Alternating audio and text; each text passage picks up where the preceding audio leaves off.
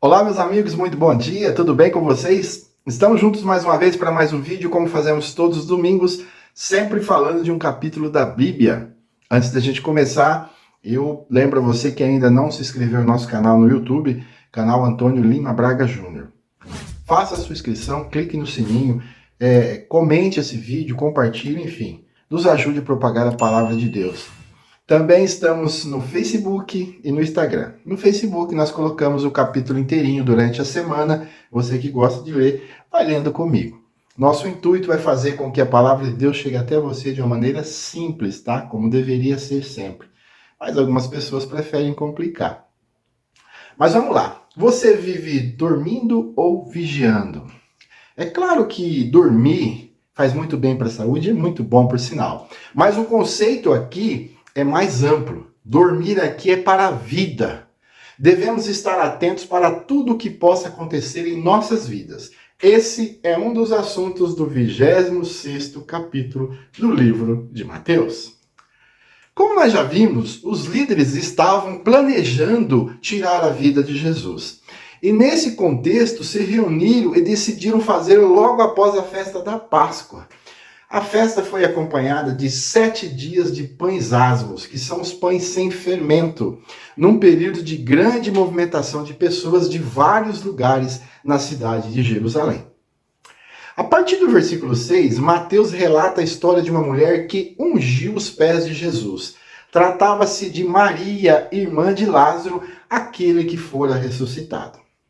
Ela veio com um vaso de alabastro, uma espécie de gesso translúcido usado para guardar óleos perfumados. Aquilo causou revolta dos discípulos que acharam um desperdício com algo tão caro. Se você tiver a oportunidade de ler essa mesma história no livro de João, lá ele dá uma ênfase dessa revolta dos discípulos e atribui essa revolta a Judas. Naquele momento, Judas percebeu claramente que o reino de Jesus não seria secular. Ele esperava uma rebelião de Jesus sobre Roma e, consequentemente, uma posição sua de destaque num possível reinado terreno de Jesus Cristo. Mas Jesus mostra que o seu reino é celestial e Judas se decepcionou com o fato. Ele faz um pacto então com os líderes judeus para entregar Jesus por 30 moedas de prata. O profeta Zacarias, em seu livro, já havia mencionado esse valor. Está lá em Zacarias 11 e 12. Esse valor, meus amigos, correspondia a um valor de um escravo na época. Não por acaso. Jesus, então, manda seus discípulos se preparar para celebrar a Páscoa. Eles, então, preparam um lugar na cidade como Jesus os tinha orientado. Estando Jesus com eles celebrando a Páscoa, disse que um deles o trairia. Todos ficaram apreensivos e começaram a perguntar: sou eu, Senhor?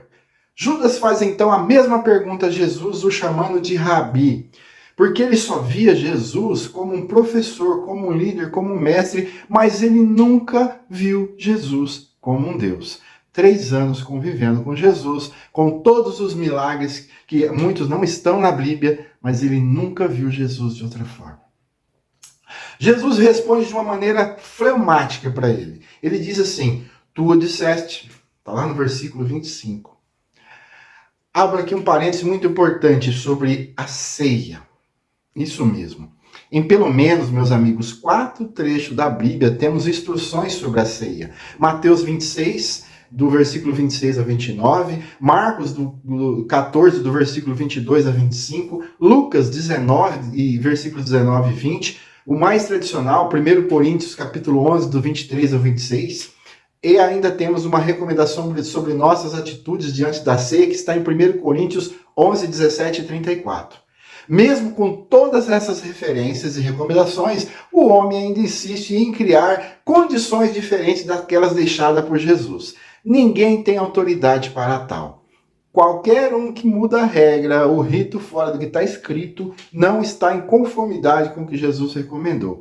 Existem muitas cerimônias de Santa Ceia que são completamente fora daquilo que está recomendado nos evangelhos. Do versículo 31 ao 35, Jesus fala que seria entregue naquela noite e Pedro, que era sanguíneo, diz: ainda que todos te abandonem, eu nunca te abandonarei. Mateus 26:33. Jesus afirma que ele o negaria 3 vezes naquela mesma noite. Assim como hoje, nós muitas vezes achamos que jamais negaríamos a Jesus. Mas esse fato é muito forte. Hoje nós vivemos, sobretudo aqui no Brasil, uma liberdade religiosa. Mas se essa liberdade for tirada, você negaria Jesus? Jesus então chega a um lugar chamado Getsemane. É um jardim ao sopé, ou seja, na base do Monte das Oliveiras. Ele pediu que os apóstolos aguardassem enquanto ele foi orar. Ele levou Pedro, Tiago e João. Uma angústia muito forte toma conta de Jesus, mas ele aceita a vontade do Pai. Ele pede para que fiquem com ele e vigiem, como eu falei no início. Mas ele na volta os encontra dormindo. Jesus enfrenta esse momento absolutamente sozinho. Ninguém, por mais bem intencionado que fosse, naquele momento estava com Jesus daquele momento para frente. Reparem que tem aí um paradoxo.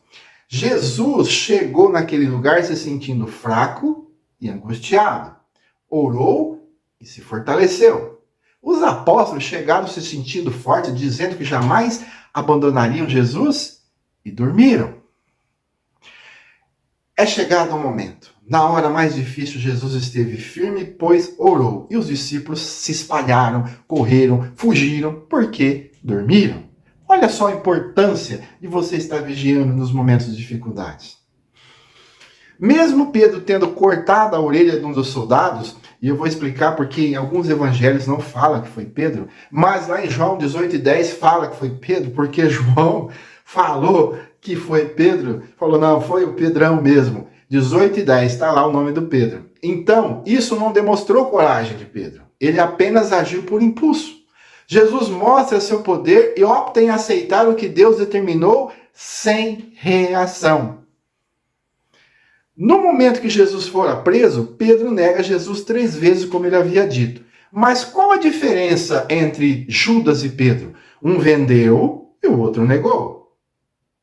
A diferença, meus amigos, é que Pedro chorou de arrependimento, conforme está no versículo 75, enquanto Judas fugiu da presença de Jesus.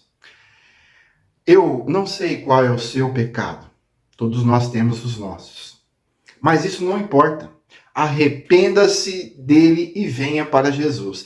Depois desse episódio, Pedro se tornou um dos maiores líderes do cristianismo da história. E Judas se enforcou. Deus tem um lindo plano para a sua vida. Não se envergonhe de nada. Aceite suas fraquezas e creia. Crê no Senhor Jesus Cristo e será salvo tu e a tua casa. Está em Atos 16:31. Um bom dia e que a paz do nosso Senhor Jesus Cristo esteja com todos nós.